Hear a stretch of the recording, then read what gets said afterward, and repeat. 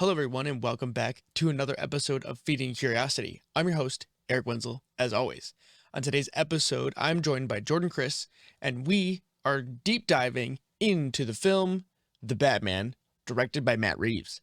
And I gotta say, we really enjoyed this film. And if you really like superhero films, I think you will enjoy this one. It is different than Marvel. It is much grittier, much darker in tone, and it works. I think it really captures an essence of the Batman that we haven't really seen. It's going to be similar, but it's different in the sense of where they place the film. This version of Batman is younger, more amateur, and still figuring out what it means to be Batman. And I think that's why this film feels really good. And we get into all the different things that we enjoyed from the film and a few criticisms here and there and where the story might go. And two things to mention there is I initially had thought that the character in the cell after the Riddler is captured was Two-Face, because I didn't think they would do another Joker because they've already done it twice now. But that it seems to not be the case because there's an extended scene or a deleted scene that has been released on YouTube, and I'll have a link for it. And the other part of this is if you haven't seen the film, you can actually see it a lot sooner than I anticipated. So on April 18th, you will be able to watch this film on HBO Max. I'm going to kick this off to our conversation, but before I get there, I want to know what you guys think about this film. And where would you like to see this version of Batman go next? Alrighty, All right. So we thought we were going to do Batman in this with Euphoria episode, but then we wound up having too much to say about Euphoria, which is not surprising. And so here we are continuing the conversation, but we'll make this its own episode for Batman. Honestly, the movie's fantastic. And I'm not sure if you want to kind of just give your high level opinion really quick, because I would say we had high hopes going into this one. Yeah, and it met those hopes, I'd say. Honestly, I'd say like a 9.99 out of 10. The only thing I'd knock it on, and it's not even a real knock, it's just long. Yep. That's it. I felt that the second time I watched it. I was like, oh my Yeah. God, this is a long ass film. And I drank too much for that one. So I went to the bathroom 3 times and I was like, man, is it not over yet? Yeah, it's a long movie. I think it's like really 3 hours. But other than Yeah. that, I have really not any real concerns or anything from a creative standpoint on the movie. Mhm. It felt like what I at least think a Batman movie is supposed to feel like. Yeah. So I've been thinking about this a lot lately, like thinking about superhero films, thinking about like what makes superheroes attractive or interesting. I feel like we've been talking about this theme a little bit, but like how do you keep these characters who've been around and make them fresh? And something about this new version of Batman is something we haven't really seen before, at least in the cinematic universe. Like we keep getting the origin story, but you don't really get the origin story in the sense of like, how do they become the superhero that we all know and love? And I think this Batman really kind of showed that of like, here's a scrappier Batman in this world. Like he's not like Christian Bale's Batman was squeaky clean. Like he was Like a the ninja, smooth- literally. yeah, like he was a smooth operator. He was trained as like an assassin, basically. Yeah. And so it's like the suspension of disbelief there is coupled with the fact that he's a trained assassin and went on like a vision quest and became the Batman because of some moral compass. And then he also has like the power of Wayne Enterprise as like a technology giant, kind of like a Tony Stark without the Tony Stark aspect of it or the Marvel touch to it. But like obviously that trope has been done now. So how do you take a character who's like a Tony Stark and kind of bring him back down to earth? And this is I've been thinking about it because of the way the fight scenes went, where he kind of is like a brawler, like he's not super fluid and he just kind of throws punches and just like makes it work. But he still gets his ass kicked a couple times, you know what I mean? I mean, takes a shotgun blast to the chest.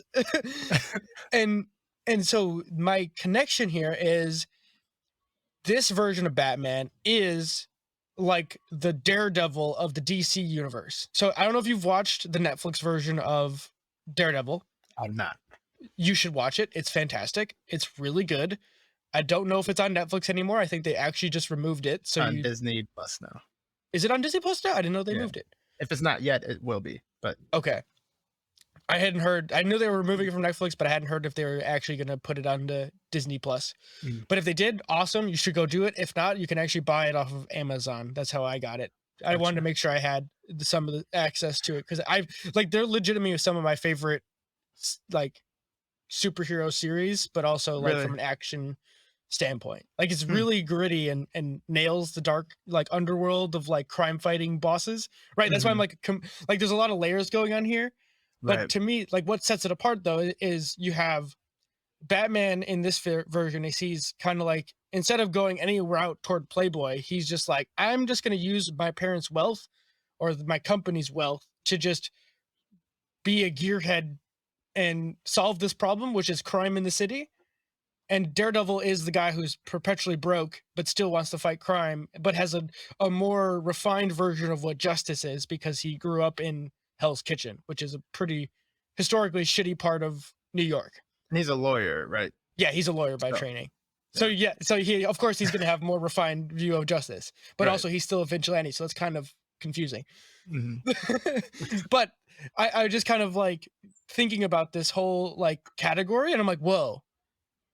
And because that's I just find, and maybe it's just like a quirk of my personality of like what I enjoy, but I really enjoy grittiness of like Mhm. showing the complexities of characters and like showing that your heroes aren't perfect and Yeah. that they're figuring it out, like that they're characters in their own story. They're just not like it's boring when it's like, well, he's Batman, so he's got to live.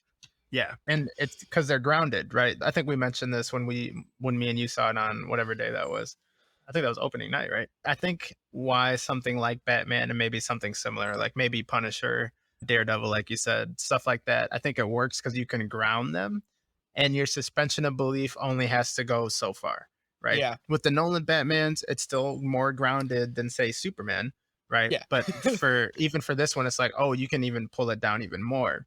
And this Mhm. is, we'll get into it a little more, but this is why I think in terms of cinema, where Batman usually does well in award season, where something like a Spider-Man doesn't, because Spider-Man is like, it's essentially magic, right? It's fantastic. You're there for the thrill, right?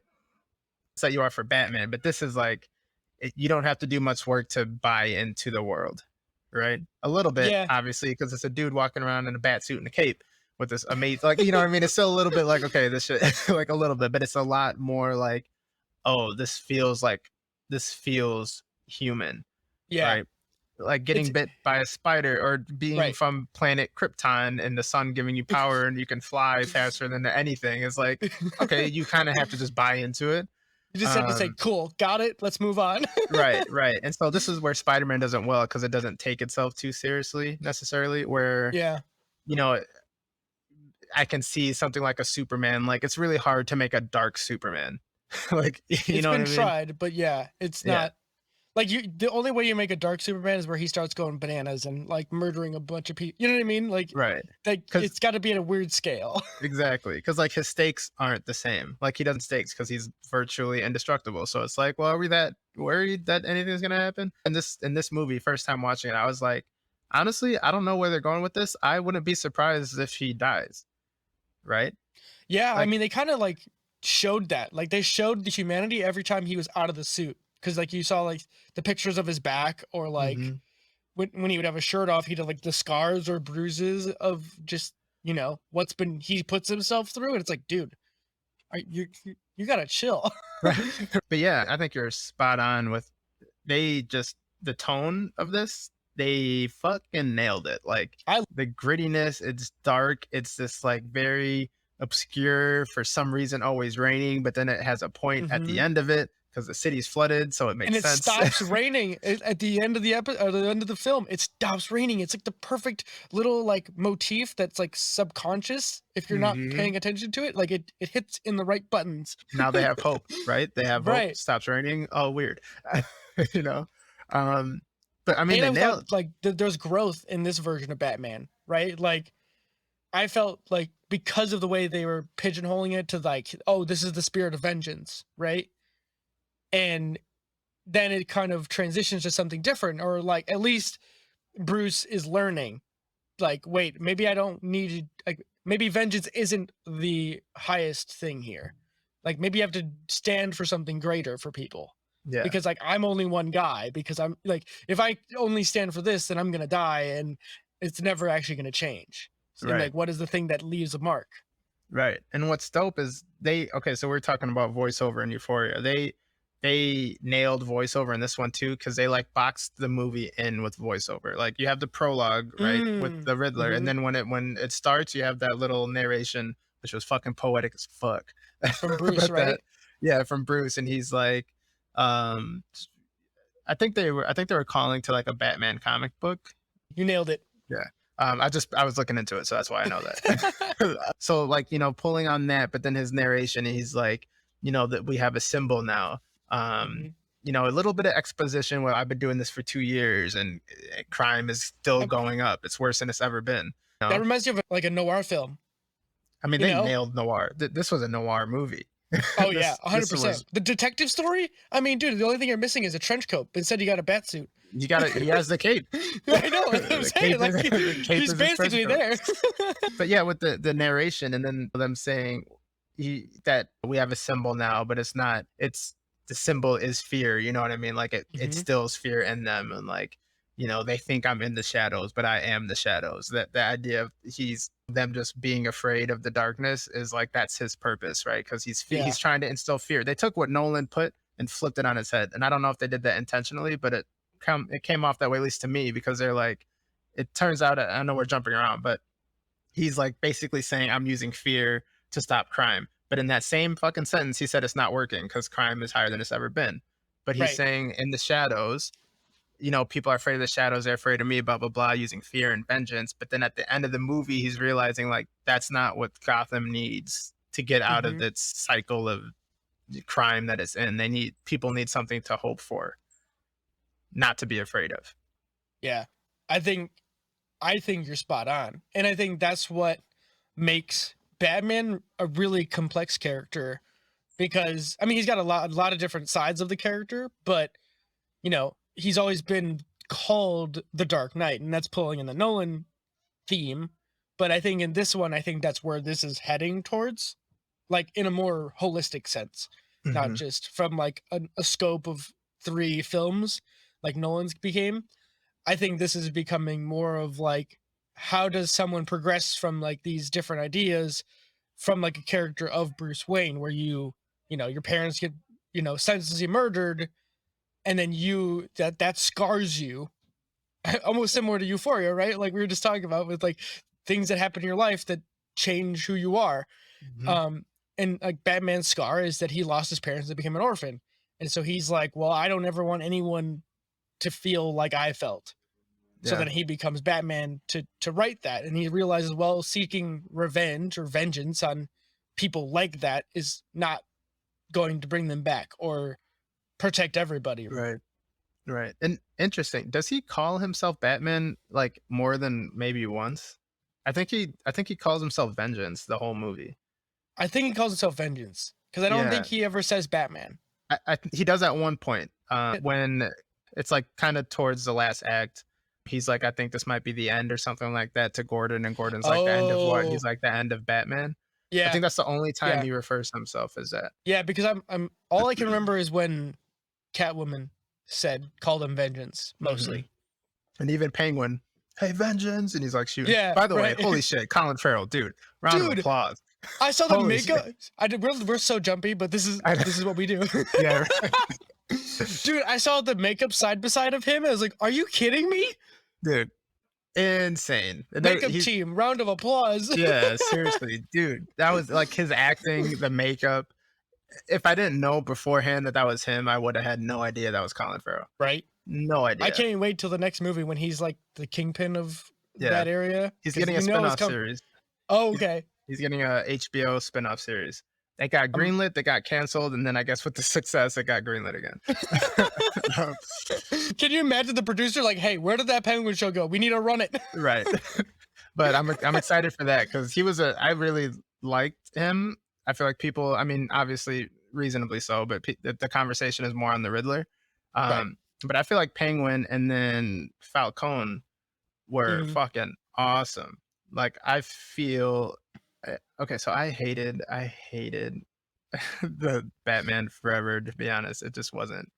Was that Batman Forever? The one with the Penguin and I think Riddler was in it too. Yeah, the Jim Carrey version. Yeah, I Was might be that forgetting. was that I don't Clooney's version, or was that the I can't remember the other actor's name who played Batman. Michael Keaton. Keaton. I think it might be Keaton's Batman. I think it was. I barely remember those, to be Yeah. honest with you. I liked the first one with Jack Nicholson as the Joker. But I Danny DeVito, it was just more like, okay, it was good if I you watched forgot. him as a Danny DeVito, right? It was good if you watched it like and didn't take it too seriously, like just like for comedic purposes, and like it's just kind of like it has some serious undertones, but it's more like a comedy kind of. It's like funny. It's Yeah. good if you look at it like that, but if you look at it like with how we're seeing Batman now, it's awful. So it just depends on your perspective, right? Yeah. So I guess the point I'm bringing up though is that these extremely grounded characters are really just mobsters, right? Like they fit in this world so well, and only because Batman himself was grounded with them. It wasn't about in the Nolan ones, I think, like the Falcone, and I think there was another mobster kind of guy in there. They kind of seemed irrelevant just because it seemed like Batman's above them. He's not worried about them. He's trying to get guys like the Joker. And in this one, it's the same. Like you still have the Riddler there, who's like more maniacal or whatever than they are.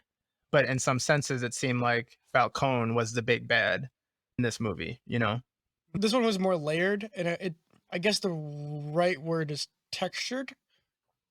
Because like in the other Batman, it was like they were just plot points to kind of push the story forward.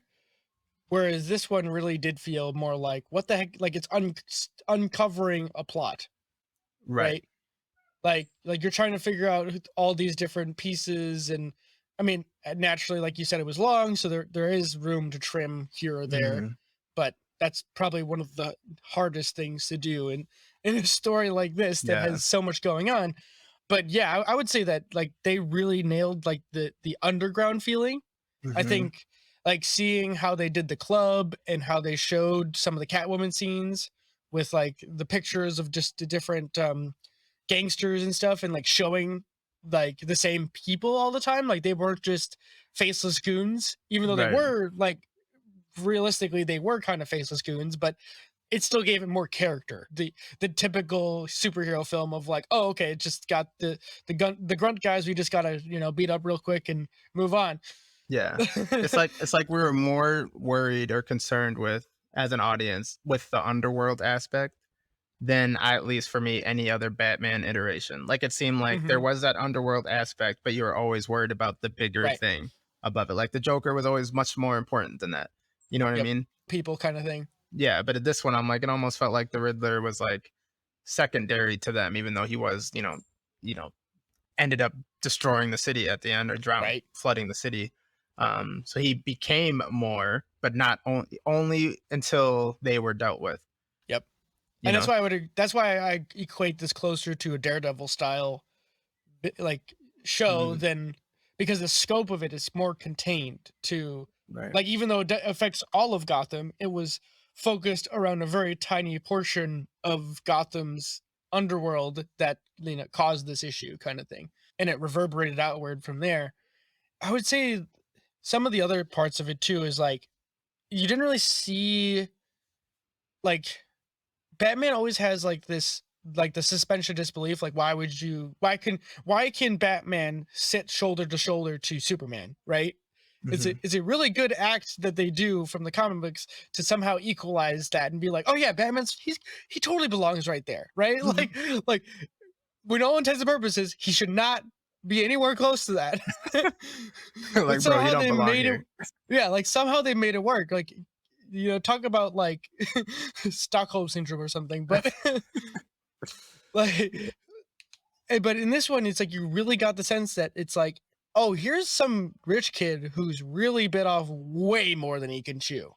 I guess we could elaborate on just the Bruce Wayne adaptation, this is not new by any means. Like this has been done in the comic books and stuff like that. But for the most part, like I love this version of Bruce Wayne. I'm gonna be honest. Yeah. It's my favorite version, to be honest. He's not the playboy. He's like tormented. Like Oh yeah. literally, like he's not even Bruce Wayne, really. And he pulls it off great. So I saw it a second time on Sunday. And so this time I was kind of watching for like subtle cues. And it's like when he is in the bat suit, he's standing like really wide shouldered, like he takes up space.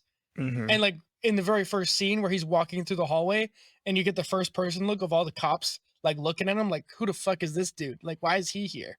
Yeah. And then that one detective who's like explaining the crime scene is like, excuse me. And Batman doesn't move. And then like when he's out of the suit, he's like shrinking, like his shoulders are kind of caving in and he's trying to take up less space and his hair is kind of like in front of his eyes, kind of like he just has a whole different personality Hmm. than when he's in the suit. He's two different people.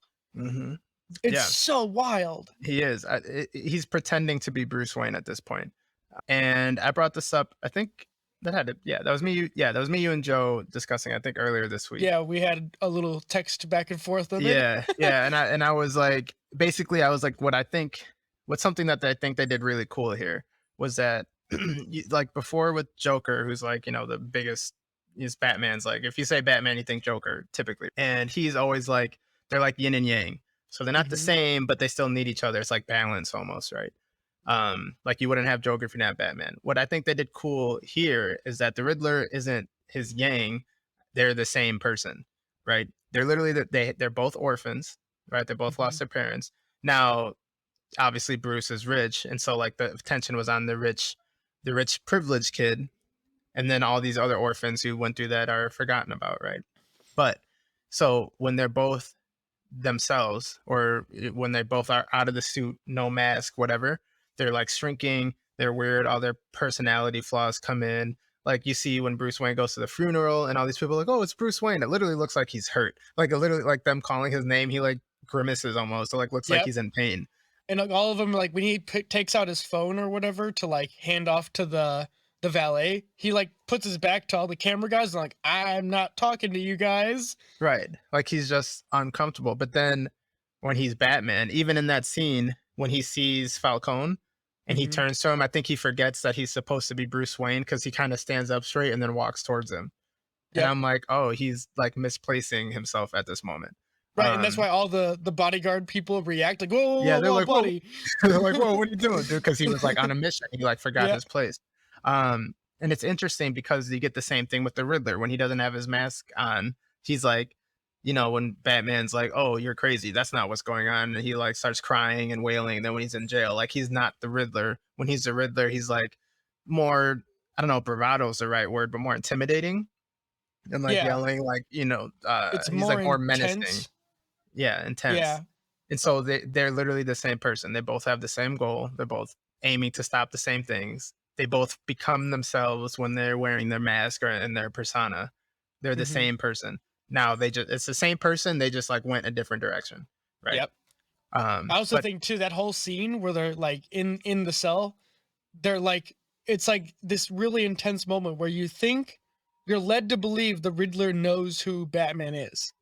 Because the way he says it, like he goes, Bruce Wayne, like, and it makes you feel, and like the way that Batman is reacting to the words makes him feel like he's like, oh shit, is he about to like call my bluff or whatever, and but then it's like then it hits and it's like, oh, he's the only one that got away, and then you're like, right there, right, it did, like the whole pressure keg of that scene just goes away, and you realize, and this is something they've done in the Batman Arkham games, where the way to beat the Riddler is that he thinks he's so above people and that he's always like one step ahead of people with his riddles and his jokes, and you're not smarter than he is.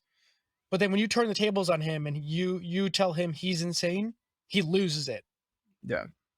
Because he wants to be on top at all times. It's not like the Joker. Like I called him like a C-list Joker in some ways, because he's not trying to like take Batman down. As he thinks of Batman as kind of like a dance partner or like a chess partner. Yeah, like they're just solving riddles together. It's like it's all in good fun. Yeah, like I think so. He's unhinged. So that's the thing. I think he is actually crazy. The Joker is too, but this is like someone who's just completely unhinged and like I think the letters to the Batman, I think he didn't mean it like menacingly. He meant it like, hey friend, here's the next thing you have to do for us Right. to complete the Yeah. mission. Like, and Yeah. I'm gonna give you riddles to do it. Like he literally thought they were teaming up because he's like, oh, we did this all together. Like I'm not macho. I can't fight these people. I can't do that. But you That's can do you. that. Yeah, he's like, Yeah. I can just set it up, but you have to finish it. He's like, I said, bring him into the light. You did that for you know what I mean? And Right. Batman's like, yo, bro, that is not what the like that is not what Like this is. that's not what this is, guy. Right. And that's why I'm like, this dude is just completely unhinged. He's smart and a strategic and like this kind of childish way where like his Mhm. riddles honestly weren't that complicated. They're kind of immature. You know what I mean? Like the phonetic one when it's like URL, they were Yeah. thinking so hard about that. But it was like, bro, it's just like the phonetic. Right. Like if you I just know, say but it, you get it.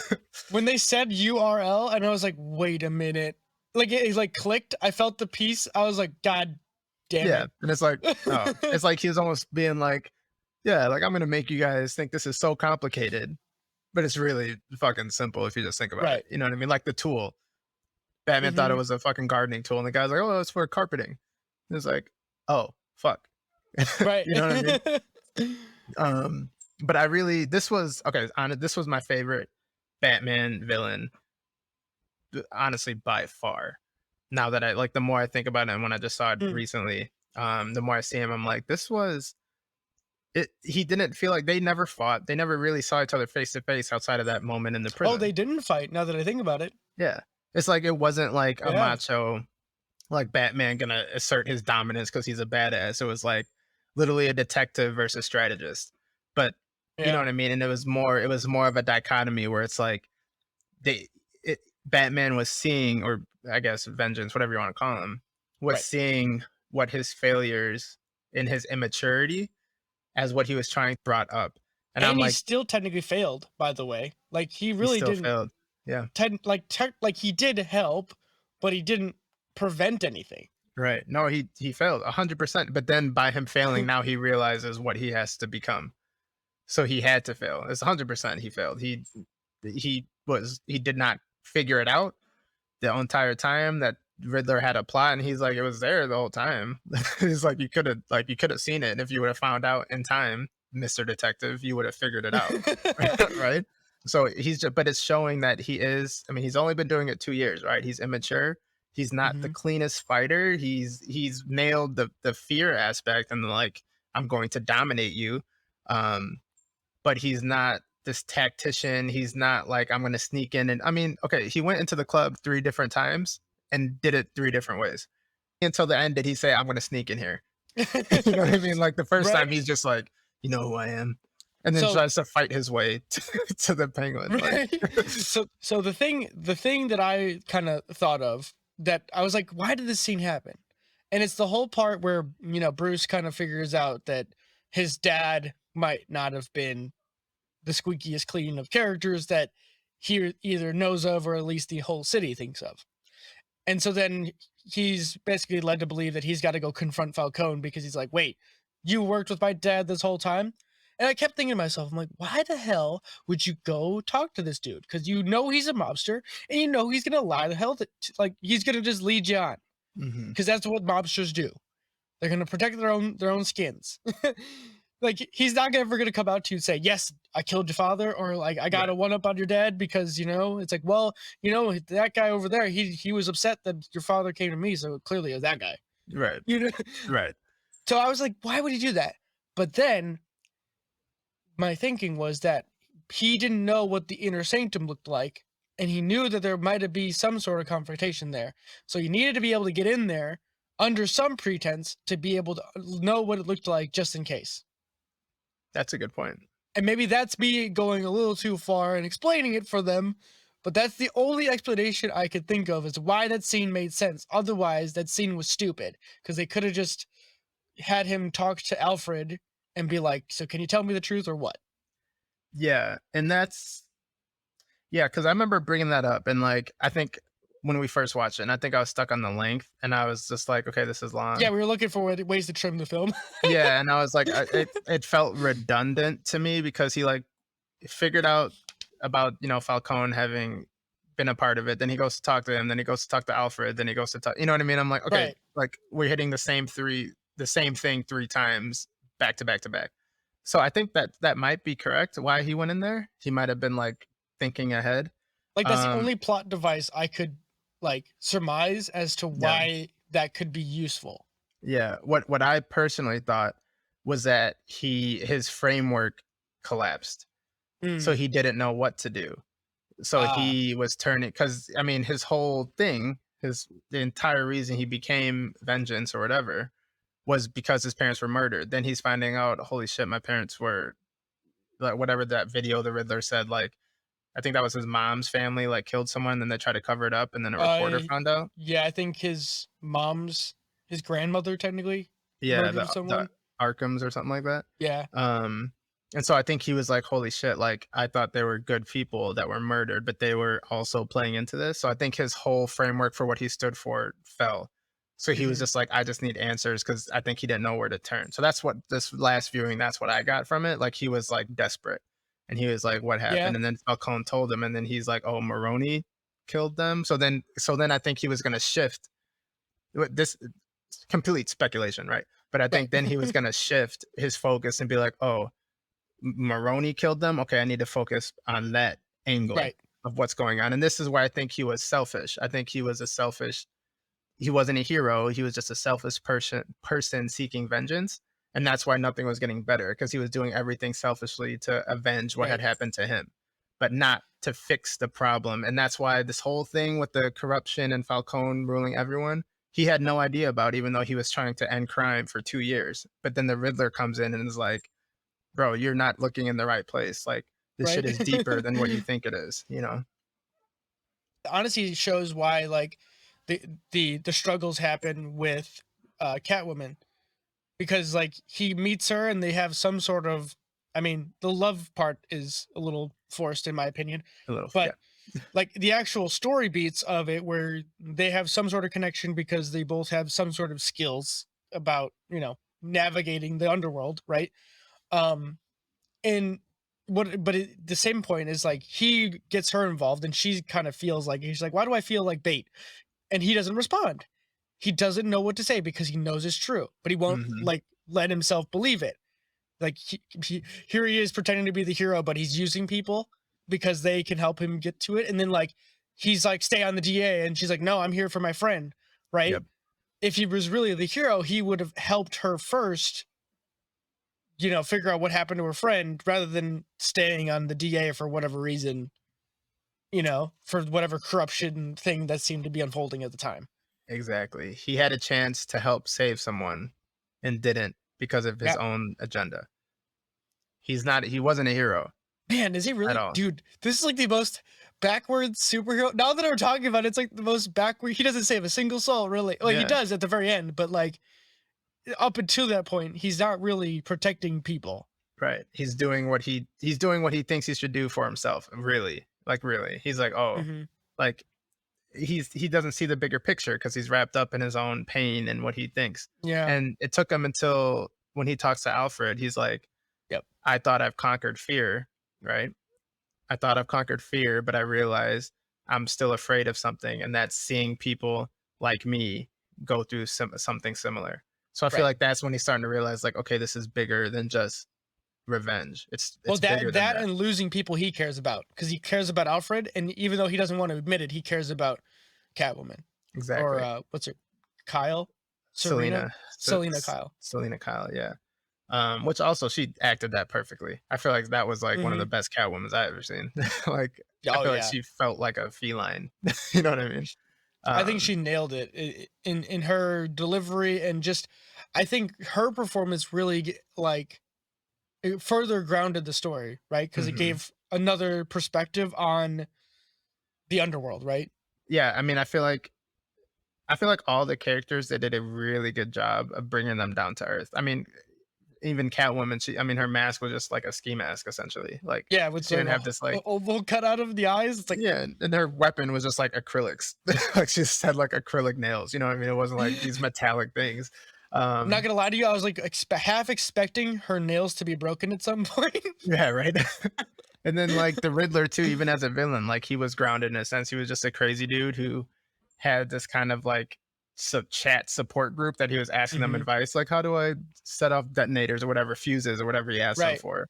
Like he wasn't like this maniacal. I mean, he was Right. maniacal, but he wasn't like this super genius person. He was a strategist and he was crazy, He was definitely smarter, but I wouldn't call him a genius. right? Like, and that's why I'm like, he was grounded too. It's like that isn't so far from like so far removed from reality. Now, is it Right. like obviously you don't expect that to happen in real life, but it's not so far removed that it's like so Right. impossible. You I know mean, what I to mean? me, like the internet thing in the more modern setting makes someone like the Riddler feel more plausible today. Yeah. You know, like if you think about it, like there's places on the internet that people discuss horrible things, right? And I mean, if you get some people out there who have a little bit of money to spend and they all believe it and they all have this assumption about the world and they're saying, you know what? We do need to make it like take that into our own hands. You Yeah. know, that's what really scared me about this version of Riddler. I was like, damn, dude, like this is a little close to home. Right. Like if you think about it. Right. Like if you stop and contemplate, like, is there some place in the world where you could, you know, use a cryptocurrency as like a subscription model and you have live streams and people have some, you know, out there ideas? It's totally plausible. Right. Exactly. And the worst part, at least in terms of the story, is that Batman was responsible for it. Yeah, at least Because tangentially responsible. right. And he didn't realize he was, but I mean they looked to him as like, "Oh, you started this." And he's like, "Oh, fuck. That's not what he intended." But he Right. did start it. There wouldn't be a Riddler if Batman didn't exist. Right. You know what I mean? Well, that's why it's dangerous to put on a mask. I mean, they nailed it. I mean, the music too, which it was interesting because I feel like the beginning, which that was one of that opening scene when he comes out of the dark, like you hear Dude, his the boots. footsteps, The you hear his, fucking yeah, boots. and then it's just like this still image on this like shadow or darkness, and he just kind of appears like slowly too, like you start like being able to make out. I was like, oh, dude, that was sick. But Talking like about the entrance. yeah, but the music sounds kind of like Darth Vader a little bit. If you see it again, just pay attention to the music, and it had like Yeah. it reminded I'm me gonna of have to look Darth at it. Vader, a little like very dark and like ominous and like Mhm. you know, They had a lot of bassy notes, like long, like humming type, if I'm remembering correctly. mhm. I can't remember too if it was like a rendition of like the Batman theme. Yeah. Yeah, they Was it? changed it, but it was yeah, it's a It's a rendition. version of it, or Yeah. it's just modified, obviously, to not sound so Exactly. Yeah, yeah. cartoony, I guess is the word. Mhm. And we can't. I think we can't. We can't not talk about the Batmobile because I feel like it's such a Oh synonymous my thing god. Yeah. to the character, and I can't believe we haven't talked about it. But I feel like this car scene that they threw into this one was really, really, really good and Dude, awesome at the same time. I don't know if that's my favorite scene in the movie. It might be. Like the intro to the Batmobile and that like whirring and like deep fucking powering up. engine. Yeah, and then it's like this like chirping, like the engine really going. It's like not chirping, but it's like this high frequency sound. And Mhm. everyone's just like like looking at it. Dude, that they nailed the Batmobile. It looks scary as hell. Like Yeah. it looks like a demon almost. I want that car, man. Like that Yeah. was sick. They nailed it on a lot of different levels. Like I feel like Matt Reeves and everyone else involved really got like the perfect amount of comic book tropes there. Mhm. Still was grounded, badass looking. I mean, again, the Batmobile. Holy fuck. Whoever, if you were part of the crew team who built that car, I don't know why you'd be listening to us, but Mhm. you're out there. I'd love to talk to you about making that car because it is so badass Yeah. on so many levels. Yeah. Yeah, the designers on that and like they nailed it. That whole scene is just like fast cuts, turn like whatever, but like it's still like they did those things still. Mhm. But for some reason I was like, this was just badass. And then the ending of it, dude. Like I was literally about to say the same thing. Like the way that ends and Batman just, you know, he just gets that jump perfectly and just goes for it with the lever. And then the Penguin's like, I got you. Yeah. You're dead. And then it goes slow-mo and it's like, just his comes face out of is the like- fucking fire. Dude. I was like, dude, what's cool, and I don't know if this is what they were going for, but what's cool is there's moments where he seems like the Batman that we know. Mhm. But then there's moments that he seems like an amateur. amateur. So for Mhm. example, when he's running from the cops and he's at the building and he's like, oh shit, like gets to the ledge and he's like Yeah, scared. the wingsuit. Yeah, and he like looks Yeah. and he's like, oh fuck, and then he like puts it on and like crash lands, right? Mm-hmm. Like amateur. But then you have that last scene in the chase scene when he hits that ramp, comes out of the fire, and then Right. like walks all menacing it's like to the car. I'm like, oh, there's Batman. I know, and the Like, cars like that scene. I don't know how they did the scene. I'm not sure if it's CGI or something. Where because he crashes into the Penguin's car and it does like all those barrel rolls and flips, yeah, but they're showing the camera from inside of the car and Yeah, all of like the cans and garbage is flying around the car. I was like, I'm like, that looks real. I'm like, I don't know how they did that. right. But then it like ends and the car's upside down. All you see is the boots, but it's upside down still. And so you just see this like ominous walk up Right. that is reminiscent of that initial scene. But like now it's like, oh, damn. Like now Yeah. it's got a whole nother level to it. Dude, it was, they nailed it. They seriously, it's like I'm kind of nerding out about it, but it's really, they really nailed it on a lot of levels. And I'm like, this is, and again, I don't know if it's fair to compare because like we can compare all day, right? We can say like Nolan's did this well and blah blah blah. So like, aside from comparisons, because Nolan's were a masterpiece in their own right, right? So it's a completely different thing. This, I just don't know how you top that. Mhm. You know what I mean? Like the tones and like the themes of it, like that was the coolest thing. But then still making it cool and not like too noir where it's like boring. And like it was still a superhero movie, right? Like he still had these like nerdy, really dope explosions, and he's walking upside down and his skin away. I'm like, dude, that's like whatever, but it's I fucking know, badass. like you can easily take that as like a comic book frame and be like, yep, that is one of the key frames of, you know what I mean? Like that's exactly what you expect from like the Batman, like the superhero shot. Like what is the shot we have here? Car chase, and then it ends up he's upside down. And there's a fly behind. Like yeah, get it. Right. Like totally superhero, 100%. Right. Right. Yeah, it's really good. I'm excited. They teased enough. But clearly Two-Face is going to be part of it. I Obviously, I think it's Joker when I watch it again. Oh, you think so? Because he says like, fuck, I forget exactly what he says, but he says something like they see you as something and then you turn into a clown or something like that. So I'm like, it's got to be Joker. I could see that. You know, and then the laugh, I'm like, right, it's got to be. But I thought it was Two-Face too because it looked like his face was like messed up. Yeah, it looked like his face is all messed up on one side.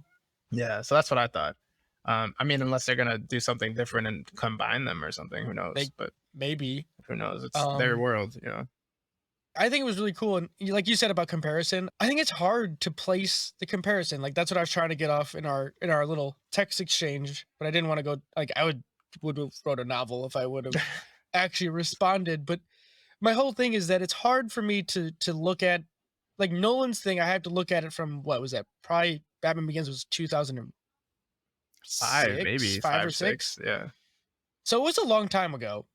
And back then, superhero stuff was not the juggernaut that we have today. You know, that was kind of the thing that kind of put it on the map, I would say. Mm-hmm.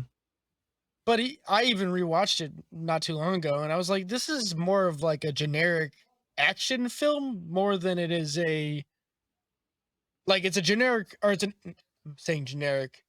I don't mean to make it sound like it's bad. Right.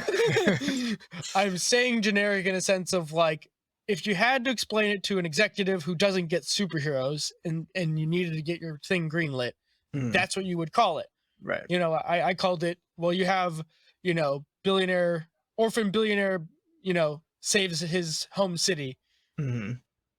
Then you just happen to make it Batman as a known quantity.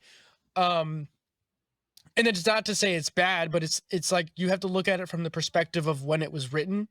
For the audience it was trying to be written for. Right. Whereas now it's like we have how many, like we have 10 years of like the superhero juggernauts, and it's like, how do these superhero films reinvent themselves to stay relevant in a way different landscape? And I mean, that original Batman didn't have cell phones, by the way. Did not? Like well, they did, but it didn't have iPhones, I should say. Okay, interesting.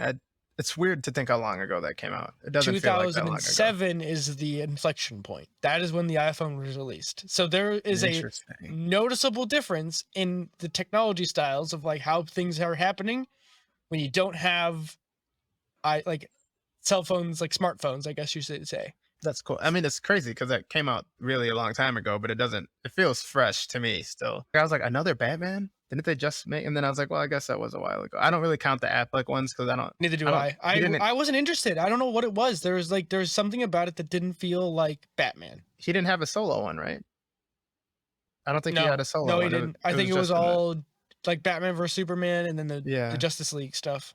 Yeah, so I was like, okay, you didn't get a solo one, and whatever. I wasn't too big of a fan of those. I watched don't- the Nolan cut, but it's again that's a Right. long. Like if you want a long film, oh my god. The Snyder cut, you mean? Or Yeah. Nolan Did I cut? call it? Did I call it the Nolan cut? Oops. Yeah. Okay. I was like, Nolan has a Nolan cut. I was like, I gotta go watch that. If that existed, that'd be hilarious. Right? No, the Snyder cut. I watched the Snyder cut, and that's just I get what you're going off, but it's a problem with ensemble films. Like you never have enough screen time for the Right. characters to really have a meaningful story. Right. And I haven't watched it personally. I watched was it Dawn of Justice? I think it was Batman versus Superman, whatever it was Yeah, called. the But- original, the prior to that one. Yeah.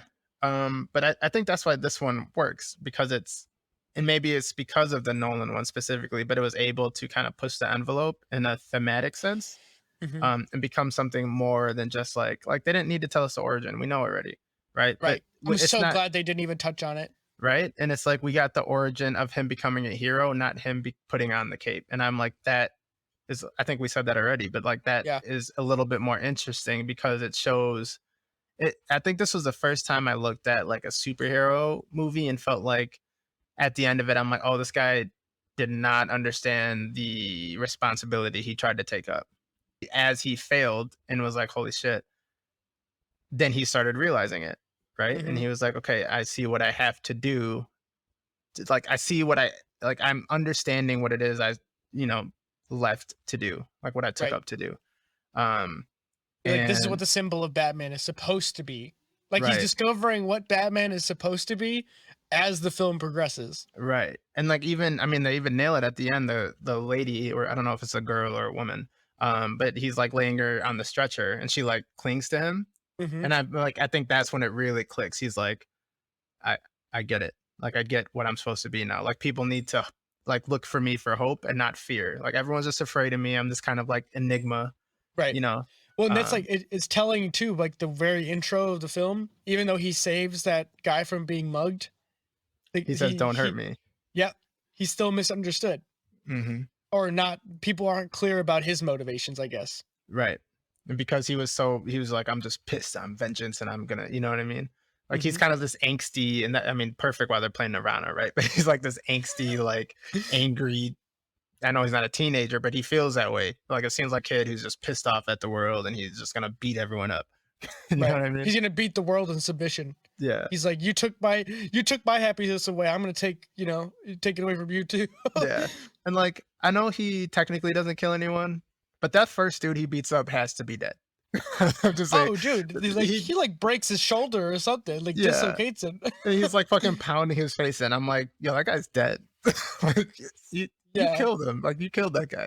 They don't show it, but I'm like, You I know, loved it. and they did a good job of making sure you didn't kill anyone at the very end scene, by the way, because they all Mhm. clipped into like the rafters. Yeah. And so when he was taking them out, they were like hanging from it. Like, Right. I'm like, that's some smart stunt coordination there. Whoever thought about that, like, good on you.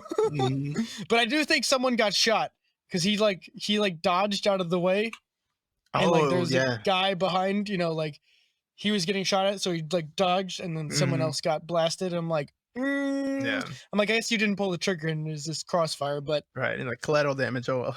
Like, but no, I mean they nailed it. And the Easter eggs, like I think so we talked about this and you said I thought the guy with the half Joker face, or not Joker, clown face oh yeah, would be, the young kid of that gang. yeah, I thought they were setting him up to be like Robin or something, but I think you're right Mm-hmm. with the kid who's the mayor dies. The mayor's son. Yeah, I think because when I saw it again, he was in the ninja costume and he was like playing with the sword, and I was Yeah. like, oh, I think Wenzel's right.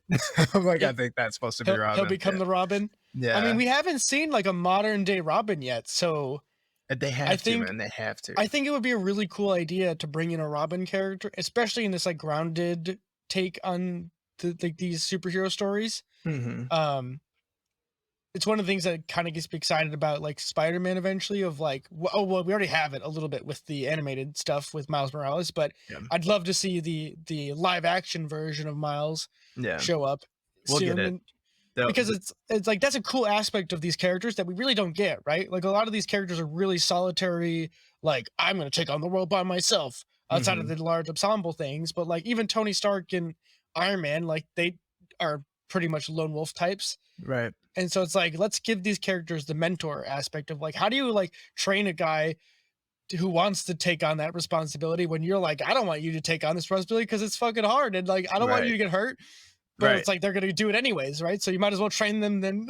Right. Let him follow your footsteps. And then it'll be interesting because I'm assuming he'll still be figuring it out. You know, which will be interesting. I can see him and Catwoman having a risk because she was so ready to kill Falcone. Mm-hmm. And he, like, his morals were different. Like, oh no, we don't do that. We'll see where that goes, but I wouldn't be surprised. And then obviously, like, the bad guys that are going to come in, they tease Joker, obviously. You mentioned Bane, and I didn't catch that. I think that serum he stabs himself with after getting like basically blackout almost, but the Mhm. Catwoman is almost got killed, so he injects himself with the green fluid, and that to me looks like the same fluid that's typically associated with Bane or what 'Cause- would become Bane. Because green, right? In the Yeah, comics. it's like I forget the name of the formula, but it's like a specific traditional Yeah. super soldier idea.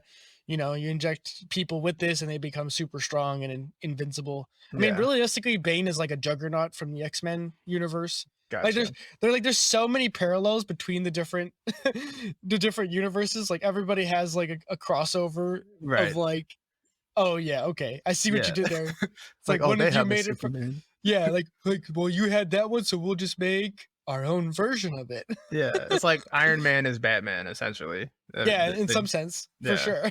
Like, they're both rich. They both use technology. They don't really have a superpower, you know? Yeah. um, They're both just rich billionaire guys. right.